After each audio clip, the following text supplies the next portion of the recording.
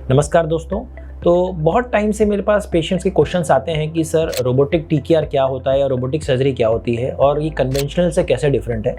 तो सबसे पहली चीज़ तो रोबोटिक नी रिप्लेसमेंट्स में रोबोट की मदद ली जाती है और नी सर्जरी परफॉर्म की जाती है।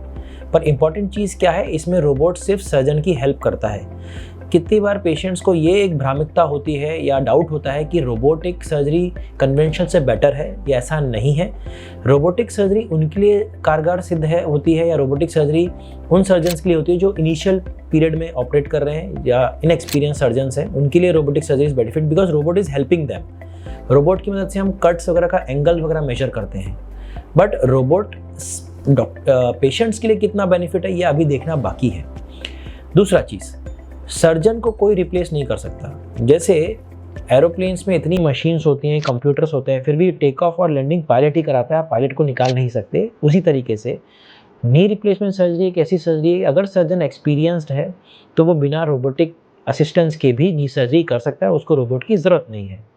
रोबोट की ज़रूरत तब पड़ती है जब आपका एक्सपीरियंस उतना नहीं है and you want some help from the artificial tools, जैसे AI होता है या ChatGPT होता है, उसी तरीके से। तो रोबोटिक सर्जरी में robot will help the surgeon. Long term data of benefit to the patient is yet to be known.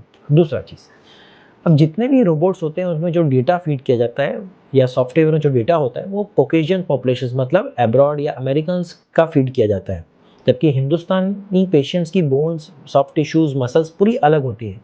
सो हम वो चीज़ नहीं कर सकते, उस डेटा पे हम नी सर्जरी नहीं करते।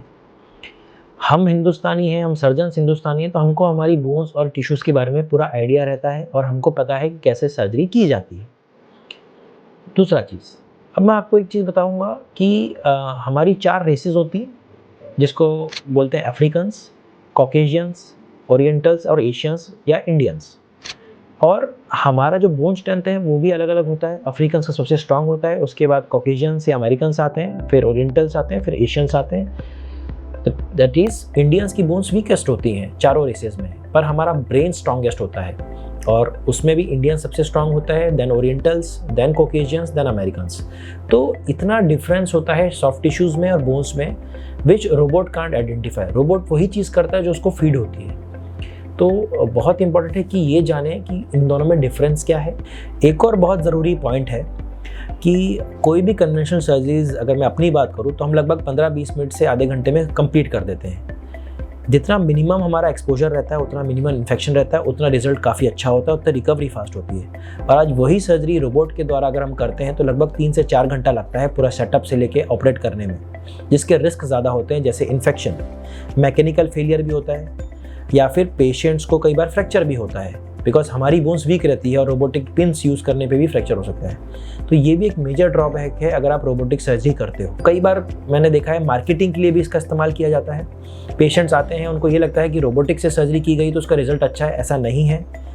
आज भी जिनको हमने 25-30 साल पहले ऑपरेशन किए हैं वो कन्वेंशनल टेक्निक से किए हैं और वो आज भी चल रहे हैं मरीज। आशा करता हूँ ये वीडियो देख के आपको रोबोटिक और कन्वेंशनल के डिफरेंस के बारे में पता चला होगा। Kindly like, subscribe this channel. Thank you so much.